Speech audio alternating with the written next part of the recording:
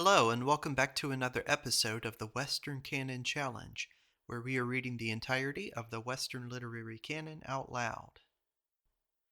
Today we are moving on to journal collection number 39, dating from the year 1848.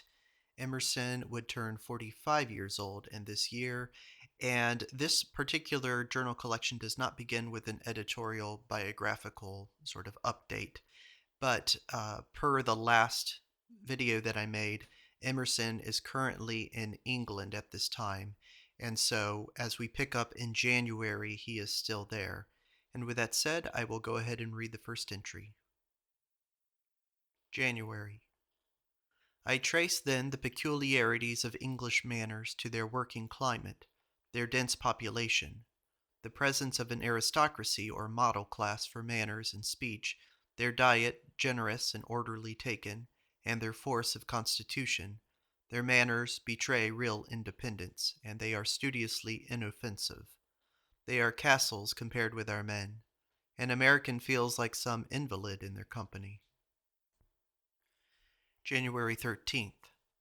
At York I saw the skull of a Roman centurion. I saw the tree planted by George Fox. I saw the prison, the pews in which the prisoners are locked up, the scales in which they can weigh their own food. In the minster I heard God Save the King of Handel, played by Dr. Cammage on the grand organ. It was very great. I thought I had never heard anything so sublime. The music was made for the minster, and minster for the music. The architects of York Minster are not known. Yet what brains were those! It is beautiful beyond belief. In Bridlington I was received one evening at the house of Mr. Potter, a saddler with a very cordial hospitality, and the next day he accompanied me to Flamborough Head to show me the cave of the Danes Dyke, the castle, the lighthouse, etc. All the objects interested me, but my conductor more. He had waited on me in the morning at my hotel, with his apron tucked up under his coat, and very likely it was on still under his surtout. But he told so well the story of his life, and that he saves £200 every year, and means by and by to devote himself principally to the care of Mechanics' Institute and of the Temperance Society, of both of which he is the ardent friend. He is sent, however, by these institutions to wait on Yarborough Graham, Esquire, on Sir Pritchett, and other gentlemen of the county families, and is always kindly received by these gentlemen. I saw a young man yesterday whose body is in greatest part covered over with a hard scale like that of an armadillo. He was naked, or nearly so, and I had the nearest view of him, though I declined touching him. There are a great many talents in a drop of blood, and a little suppression or a retardation would unchain and let out the horns and fangs, what manes and hoofs, what fins and flippers, what feathers and coats of mail, which are now subdued and refined into smooth and shapely limbs, into soft white skin, into the simple, erect, royal form of man. It was at Bridlington, which I'm just now learning is pronounced Burlington, that one of the company asked me if there were many rattlesnakes in the city of New York, and another whether the Americans liked to call their country New England. I remember the sensation at Mr. Mayor Elgie's table at Worcester, when our host announced that the port we were now to draw was from Duke of Buckingham's cellar. Here is an editorial insertion here that I will read. Here follow several amusing quotations from A Relation, or rather a True Account of the Island of England, etc., about the year 1500, translated from the Italian by Charlotte Augusta Snade, printed for the Camden Society, London, 1847, but two of which are here given. End note. Quote, How many hours the sun might be above the horizon I cannot say. He is so rarely to be seen in winter, and never but at midday. They have an antipathy to foreigners, and imagine that they never come into their island but to make themselves masters of it, and to usurp their goods. Neither have they any sincere and solid friendships among themselves. I have never noticed any one, either at court or among the lower orders, to be in love. Very jealous, though anything may be compensated in the end by the power of money. End quote. January. In Halifax, England, Mr. Crossley employs in his carpet mills 1,500 operatives. Beautiful tapestry carpets at 7/6 per yard. Saw the pattern sent to the Queen. Vista made by the looms resembled a church aisle.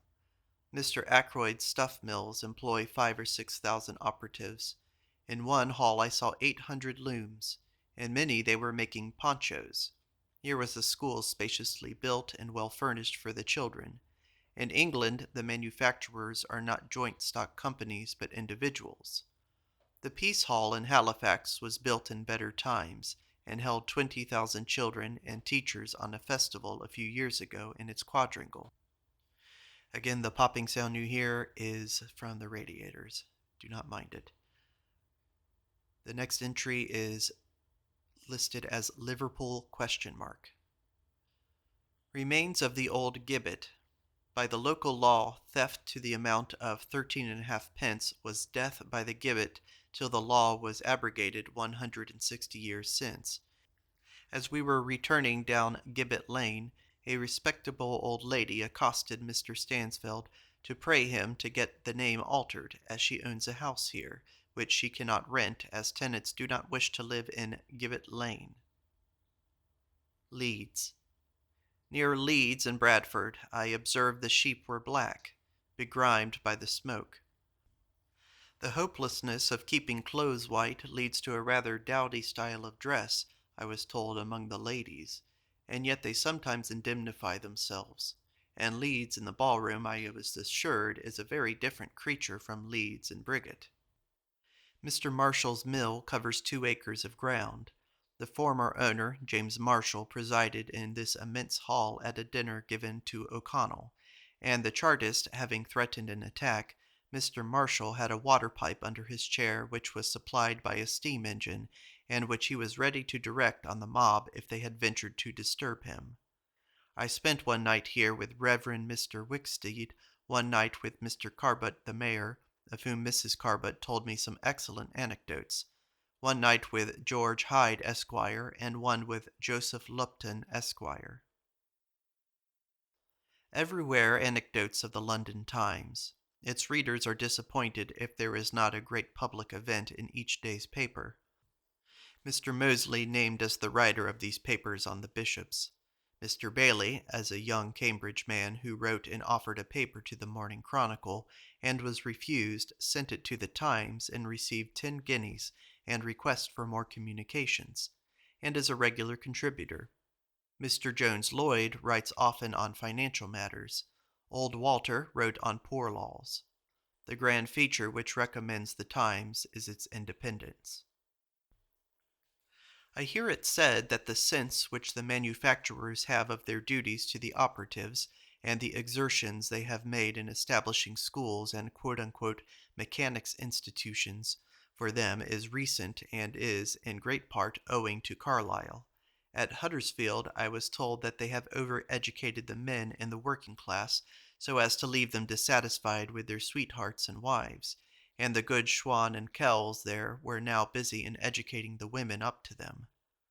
Mr. Kell thought that my lecture on Napoleon was not true for the operatives who heard it at Huddersfield, but was true only for the commercial classes, and for the Americans, no doubt, that the aim of these operatives was to get 20 shillings a week and to marry. Then they join the quote-unquote Mechanics Institute, hear lectures, visit the newsroom, and desire no more. I thought it despair. At Rawdon I inquired how much the men earned who were breaking stone in the road, and was told 20 pence, but they can only have work 3 days in the week unless they are married. Then they have it 4 days. The Chartists, if you treat them civilly and show any good will to their cause, suspect you, think you are going to do them. January. At Manchester, William Staley showed me over the whole warehouse of Mrs. Watts, in which 150 persons are employed in selling all manner of dry goods. The arrangement was excellent. On the upper floor I found ribbons, and was told their stock of this kind was never less in value than £20,000. Use of words. Quote-unquote, a good time is an Americanism. In England, it is a phrase only applied to a woman after childbirth, also fix in the sense of arrange. Manchester, January. The Battery. The staple figure in novels is the man of aplomb. History is the group of the types or representative men of any age at only once the distance of convenient vision. We can see the arrangement of masses and distinguish the forms of the leaders. Mythology is the same group at another remove, now at a pictorial distance. The perspective of history. The forms and faces can no longer be read, but only the direction of the march and the result, so that the names of the leaders are now mixed with the ends for which they strove. Distance is essential. Therefore, we cannot say what is our mythology. We can only see that the industrial, mechanical, and parliamentary commercial constitute it with socialism, and Astor, Watt, Fulton, Arkwright, Peel, Russell, Rothschild, George Stephenson, Fourier are our mythological names. January 25th. Cameron and all the rest of this company are too deeply indebted to Carlyle, and would be better like wine for a voyage to India or to Nukhta Sound. Espines, who is really a man of wit and capacity, writes unmitigated Carlylese, and when I told Carlyle that he ought to interfere and defend that young man from him, Carlyle, he appeared piqued, and said, he must write as he could and be thankful. Aristocracy, Traits. A soul so much more drawn to itself than to others that it comes through and out of any events or companies the same, like metals and the nobler chemical compounds whose particles have that strong affinity for each other that no solvent can be found. These distinctions are in man, and as flagrant in democracies as in oligarchies. Beauty no reasoning, no legislation could impart. It will not only remain a potent but a differencing and aristocratic quality. Nor will it at all be foreign to my purpose if it should appear that I am describing that which is the theoretic peerage, and not one that is recognized and actualized in any kingdom on earth. It would be ignoble, would it not, to draw or sketch from any body necessarily so impure as any that can contrive to exist amidst such vice, injustice, and imbecility as we all confess in our times. I have no compliments to pay, and no tenderness to one or other renowned name, and really, therefore, no interest for their sake, but is my own and all men's. None but a regard for the behoof of the race that there should be model men, that we should all have true pictures of such, and, if possible, living standards. I write of a nobility always existing, but its members so scattered, so heedless of badges, so rarely convened, so little in sympathy with any favorite measure, that it is not acknowledged in any newspaper or in any peerage. For the particular of nature's adopting peculiarities, I think it a sublime hint or beckoning from the outward universe to man to hive and insert as many virtues and superiorities as he can into this web, which is to be a fossil. Thus it will be seen that one after the other all the material badges are dropped, like so much tattoo and heraldry, and those powers only worn which subjugate nature. Charles Newcomb remarked, as Ellery Channing had done, the French trait in Henry Thoreau and in his family. Here is the precise voyageur of Canada sublimed or carried up to the seventh power. In the family, the brother and one sister preserved the French character of face. February. Sea line. As we see the human body or one of its limbs undraped, so here nature shows us a limb of our planet in undress, and we see the nakedness of the sea line. 'Tis a sublime curve, yet causes an uncomfortable feeling. To nature as to man we say, still be dressed, still hide a poverty even so grand under the ornamented details of a broken landscape. February 8th. Duke of Cleveland's land extends from the point where we first entered it, coming from Darlington toward Barnard Castle, 23 miles to Highforce, where the Tees fall 212 feet. After passing Raby Castle, we met the Duke returning from hunting with his hounds. the horses and dogs very much blown and spent. The huntsman, as he passed us, told our coachman that they had a desperate run of 2 hours, 25 minutes without check. Beside him rode the whipper-in, and a little behind the Duke and a gentleman in red hunting coats. Newcastle, February 9th. At Newcastle saw at Mr. Crawshay's ironworks the Naismith hammer, which will strike with a weight of 6 tons, yet so manageable that Naismith will put his hand under it if one of his own men directs the stroke. Crawshay put his new hat under it and received a slight damage. Then an old hat was exploded, in other words, crushed to atoms by the trip hammer. Read Natural Aristocracy at Edinburgh, February 11th. At Edinburgh, February 12th, saw Wilson. Lord Jeffrey told me in his visit to Boston he saw Edward Everett, then a boy, and Everett accompanied him to the Cambridge Library, etc. Wilson said, "I know, but I will not tell De Quincey's age, for it is my own. We were at Oxford together, but not acquainted." February 13th. Thomas De Quincey. At Edinburgh I dined at Mrs. Crow's with De Quincey, David Scott, and Dr. Brown. De Quincey is a small old man of 70 years, with a very handsome face, a face marked by great refinement, a very gentle old man, speaking with the utmost deliberation and softness, and so refined in speech and manners as to make quite indifferent his extremely plain and poor dress. For the old man, summoned by message on Saturday by Mrs. Crow to this dinner, had walked on this rainy, muddy Sunday 10 miles from his house at La Suade, and was not yet dry, and though Mrs. Crow's hospitality is comprehensive and minute, yet she had no pantaloons in her house. He was so simply dressed that 10 miles could not spoil him. It seemed, too, that he had lately walked home at night in the rain from one of Mrs. Crow's dinners. "But why did you not ride?" said Mrs. C. "You were in time for the coach." "Because he could not find money to ride. He had met 2 street girls. One of them took 8 shillings out of his waistcoat pocket, and the other his umbrella." He told this sad story with the utmost simplicity, as if he had been a child of 7 instead of 70. Here De Quincey is serene and happy among just these friends with whom I found him, for he has suffered in all ways, and lived the life of a wretch for many years, and Samuel Brown, Mrs. C., and 1 or 2 more have saved him from himself, and from the bailiff, and from a fury of Mrs. Macbold, his landlady, and from opinion, and he is now clean, clothed, and in his right mind. He might remind you of George P.B. or Ellery C. He talked of many things easily, chiefly of social and literary matters, and did not venture into any voluminous music. De Quincey has never seen Landor, but grieves over the loss of a finely bound copy of Hellenics, sent him by Landor.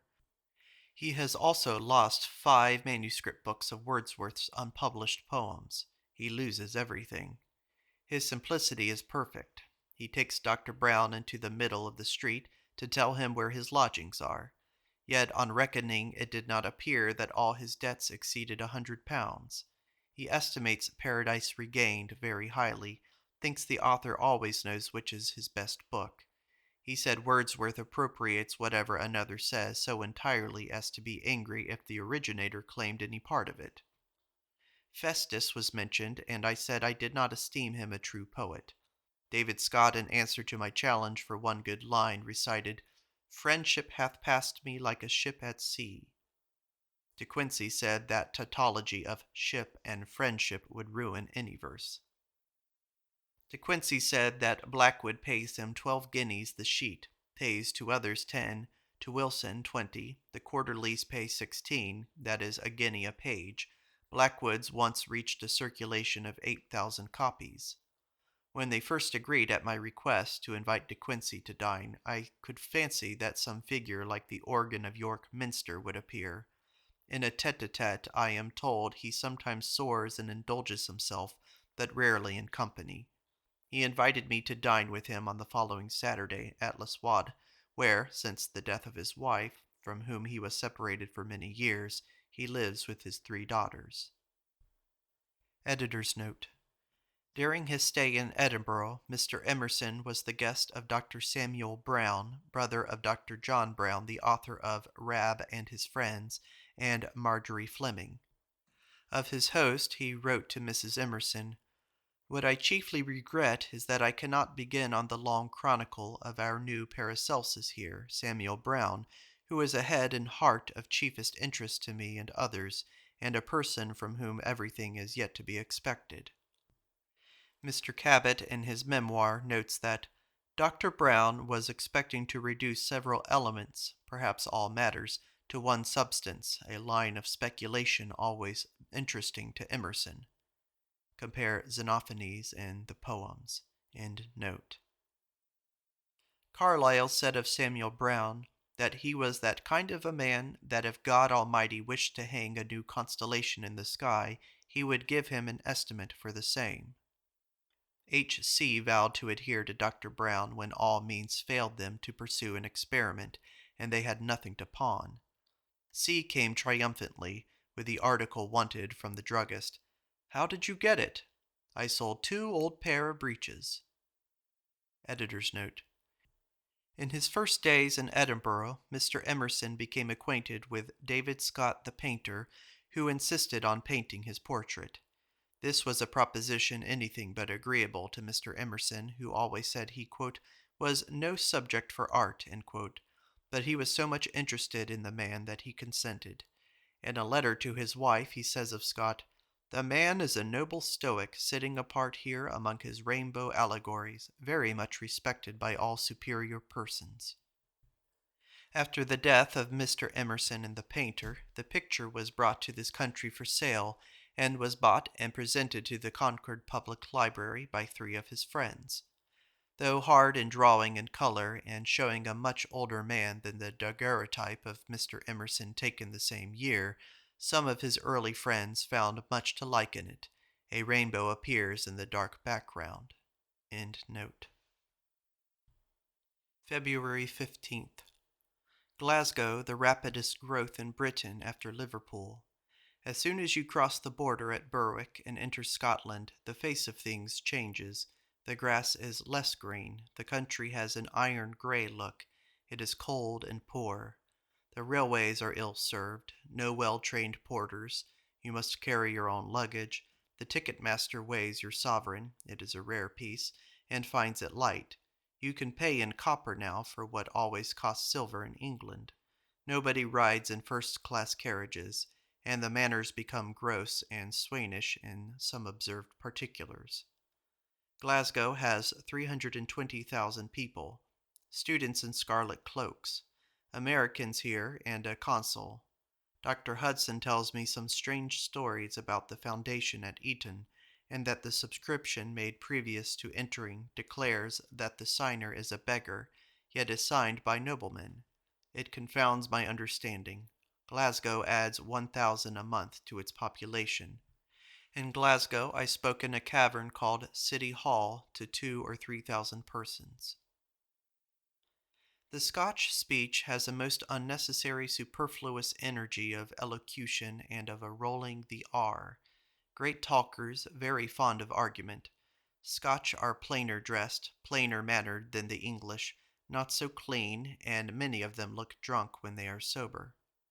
Scotch are intelligent, reading and writing people, but Edinburgh is still but a provincial city. The tone of society is incurably provincial. William Chambers at Edinburgh, speaking of American copyright, said, "As long as you do not grant copyright, we shall instruct you." Ferrier, son-in-law of Wilson, helps on Blackwoods, in which Ayton, Smith, Mouar, and others write. Theodore Martin is Le Bon Gaultier. Editor's note. After his first lecture in Glasgow, Mr. Emerson returned to Edinburgh, dined with the brothers Robert and William Chambers, heard a lecture by Wilson and one by Sir William Hamilton, then returned to Glasgow to lecture and spend the night of February 17th with Professor Nicholl in the observatory. On the 18th he returned to Edinburgh and visited Lord Jeffrey. See Cabot's memoir for the fuller account of his days in Scotland, pages 519 to 524. End note. At Edinburgh, I was introduced to Professor Wilson, and the next day went up to the university to hear him lecture. Before the lecture, we called on him in his private room and sat 10 or 15 minutes with him. He was good-natured and affable, but nothing important was said. I thought of our dear fat Stetson, but it was S without the wit. Perfididum ingenium Scotorum. Yes, but heavy as a speaking ox. He foamed at the mouth with physical exertion, and not a ray of wit or thought. It was in the course on moral philosophy. 2 gentlemen shot 2 dogs of Wilson's that had belonged to his wife. They came and made their apology, but Wilson carried it to the law. Their friend came to Wilson and hoped he would have the magnanimity to forgive them. Magnanimity, sir? Magnanimity, sir, was there ever so any enormous as mine? Those 2 men stood where you now stand, and I did not pitch them out of the window. Tholuck said to Chalmers that he was astonished that none of the theologians here had had the candor to read Strauss. Sir, said Chalmers, I will read it on your recommendation, but is it a big book? For I am old. I find here a wonderful crop of mediocre and super-mediocre poets. They lie 3, 6, or 10 deep instead of a single as in America. But, as at home, the merchants seem to me a greatly superior class to the clerisy, and they have a right to a great contempt of these. February 19th. Dined with De Quincey at L'Eswade. He lives with his 3 daughters, Margaret, Florence, and Blank. Thither I went with Mrs. Crowe and Dr. Brown and Mrs. C.'s carriage. The second daughter, Florence, had a pleasing style of beauty. His son, Francis, was also present, who is a medical student in the university. De Quincey told us how his acquaintance with Wilson began, for though they were at Oxford together, they had never met. But De Quincey, travelling in Wales, had arrived at an inn where he learned that a gentleman lay sick and sore with his wounds. For Wilson, in some of his mad pranks, had paid attention to a country girl at a theatre, and after the play was over, her lover and his friends had waylaid him and most ignominiously mauled him. And De Quincey, learning who it was in the house, sent up his card and made his acquaintance. Of Turnbull, whom I had seen with Dr. Brown, it was told that he had said he would go to hell for Sir William Hamilton. Mrs. Crowe insisted that Dr. Quincey should go back to Edinburgh with us in the coach and should go to my lecture, a proposition to which he somewhat reluctantly assented, as I think he said he had never attended a public lecture, or not for a good many years. But the victorious lady put him into the carriage. As we entered Edinburgh, he grew very nervous, and Dr. Brown saw the reason and assured him that his old enemy, Mrs. Macbold, had removed to another quarter of the city. Ah, said De Quincey, if one of the Furies should arrive in Edinburgh, it would make little difference at what hotel she put up. Dr. Brown and Mrs. Crowe told me in detail the story of his rescue from the hands of this Mrs. Macbold, who was his evil genius and had exercised a reign of terror over him for years, a very powerful and artful, large-limbed, red-haired beldame, from whom flight to Glasgow and concealment there was the only help, whilst his friends, with Wilson, contrived the extrication of his valuable papers and literary manuscripts from her custody. The woman followed him to Glasgow, met Dr. Nichols's daughter in the street, a child, and asked her pleasantly if she knew where Mr. De Quincey lived. The child said yes, and at her request conducted her to his retreat. He fled again. At Edinburgh she sent a little girl to Professor Wilson with a napkin of his own by way of token, with Mr. De Quincey's compliments, asking him to send him back by the bearer the bundle of papers he had left with him, and he sent them. February 21st.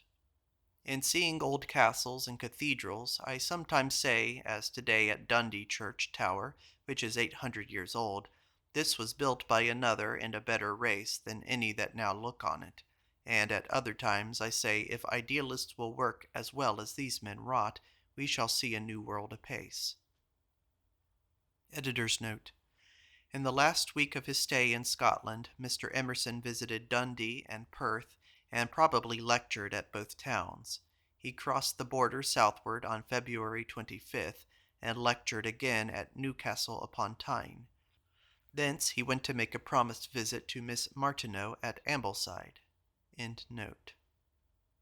Harriet Martineau said in her trance that there was no ultimate atom, only forces, and this, she learned, was the stupendous discovery of Faraday.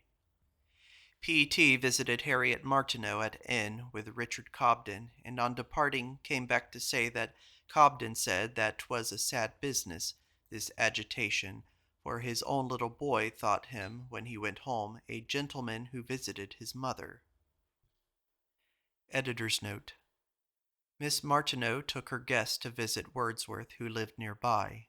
The conversation with the old man was not very satisfactory, and is not given here, as Mr. Emerson printed the notes in his journal in the personal chapter in English traits.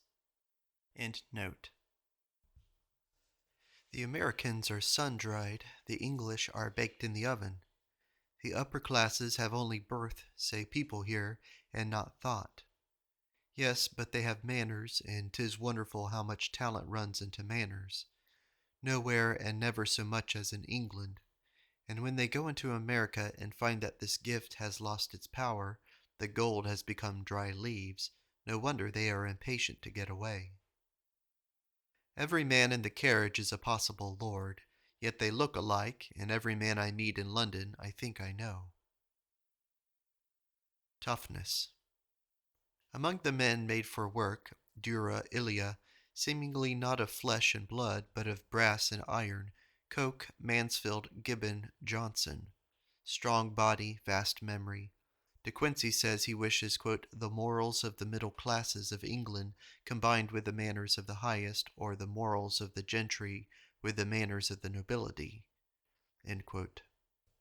Quote, no morality which is built less on the mere amiableness of quick sensibilities, or more entirely on massy substructions of principle and conscience, than the morality of the British middle classes. Traits.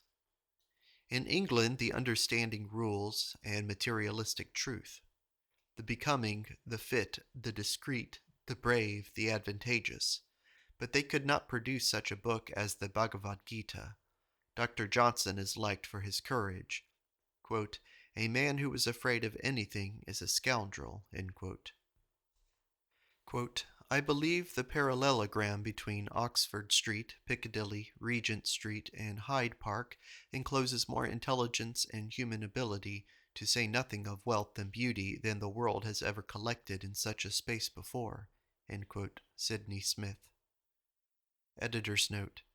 In London, Mr. Emerson arrived March 1st and took lodgings. He dates his letters 142 Strand. He saw much of Carlyle, probably walking with him, for he would have been unwilling to trespass on his working hours. His friends, Mr. and Mrs. George Bancroft, then living in London, with a wide acquaintance, did all they could to make his stay interesting. In Mr. Cabot's memoirs, several letters are printed telling of the people he met and how his days were spent. End note. Carlyle thought the clubs remarkable signs of the times. That union was no longer sought, but only the association of men who would not offend one another. There was nothing to do, but they could eat better. He was very serious about the bad times. The Chartists were then preparing to go in a procession of 200,000 to carry their petition, embodying the 6 points of Chartism, to the House of Commons on the 10th April, 1848. He had seen this evil coming, but thought it would not come in his time. But now it is coming, and the only good he sees in it is the visible appearance of the gods. He thinks it, quote, the only question for wise men, instead of art and fancies and poetry and such things as Tennyson plays with, to address themselves to the problem of society. This confusion is the inevitable end of such falsehood and nonsense as they have been embroiled with. End quote. Of course, this French Revolution is the best thing he has ever seen, and the teaching this great swindle, Louis Philippe, that there is God's justice in the universe after all, is a great satisfaction. He values Peel as having shown more valor as a statesman than any other of these men. Wellington he esteems real and honest. He will not have to do with any falsehood. Chalmers he valued as a naif, honest, eloquent man, who in these very days believed in Christianity, and though he himself, when he heard him, had long discovered that it would not hold water, yet he liked to hear him. Tennyson dined out every day for months. Then Aubrey de Vere, a charitable gentleman 30 miles from Limerick on a beautiful estate, came up and carried him off. Tennyson surrendered on terms that he should not hear anything of Irish distress, that he should not be obliged to come down to breakfast, and that he should smoke in the house. So poor Tennyson, who had been in the worst way, but had not force enough to choose where to go, and so sat still, was now disposed of. Since the new French Revolution, Carlyle has taken in the Times newspaper, the first time he has ever had a daily paper. If such a person as Cromwell should come now, it would be of no use. He could not get the ear of the House of Commons. You might as well go into Chelsea graveyard yonder and say, "Shoulder arms," and expect the old dead churchwardens to arise. It is droll to hear this talker talking against talkers, and this writer writing against writing. Jane Carlyle said that the rich people whom she knew had occasion for all the shillings they could find. The spending is, for a great part, in servants. 35 servants in Lord Ashburton's house. An Englishman is a plum. Henry Thoreau thought that we reckon a good Englishman is in this country a stage proprietor. The people have a wide range, but no ascending range in their speculation. An American, like a German, has many platforms of thought, but an Englishman requires to be humored or treated with tenderness as an invalid if you wish him to climb. Let who will fail, England will not. She could not now build the old castles and abbeys, but the 19th century loves clubhouses, railways, and docks and mills, and builds them fast enough. Mr. Joshua Bates, the best informed man, one would say, hesitates to testify before the House of Commons to the advantage of the proposed abolition of navigation laws, because he thinks the English shipowners and shipmasters cannot compete with those of America here in their own ports. Plural London. Immeasurable London, evidently the capital of the world, where men have lived ever since they were men, yet it seems deliberately built, an aggregation of capitals. There are very little nations here, a German quarter in Whitechapel, a French quarter where they still carry on a silk business in Spitalfields. In London only could such a place as Kew Gardens be overlooked. Wealth of shops bursting into the streets, piles of plate breast high on Ludgate Hill. In a London dock, Mr. Bates said he had seen 19 miles of pipes of wine piled up to the ceiling. Many of the characterizing features of London are new, such as gaslight, the omnibuses, the steam ferries, the penny post, and the building up the West End. One goes from show to show, dines out, and lives in extremes. Electric sparks 6 feet long, light is polarized, Grizzy sings, Rothschild is your banker, Owen and Faraday lecture, Macaulay talks, Sawyer cooks. Is there not an economy in coming where thus all the dependence is on the first men of their kind? Englishman has hard eyes. He is great by the back of the head. London, March. In the new Parliament House, great poverty of ornament, the ball and crown repeated tediously all over the grand gate near the Abbey, the Vivat Regina, written incessantly all over the casements of the windows in House of Lords. House of Parliament, a magnificent document of English power and of their intention to make it last. The Irish harp and shamrock are carved with the rose and thistle over all the house. The bull houses cover 8 acres and are built of Bolsover stone. Fault that there is no single view commanding great lines. Only when it is finished the Speaker of the House of Commons will be able to, with a telescope, to see the Lord Chancellor and the Lords. but mankind can so rarely build a house covering 8 acres that 'tis pity to deprive them of the joy of seeing a mass and grand and lofty lines. In House of Commons, when a man makes his first speech, there's a cry of New Member! New Member!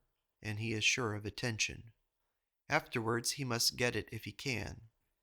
In a body of 648 members, every man is sure to have some who understand his views on whatever topic. Facts they will hear, and any measure proposed they will entertain, but no speculation and no oratory. A sneer is the habitual expression of that body. Therefore Cobbett's maiden speech, quote, "I have heard a great deal of nonsense since I have been sitting here," quote, was quite in their vein and secured their ear.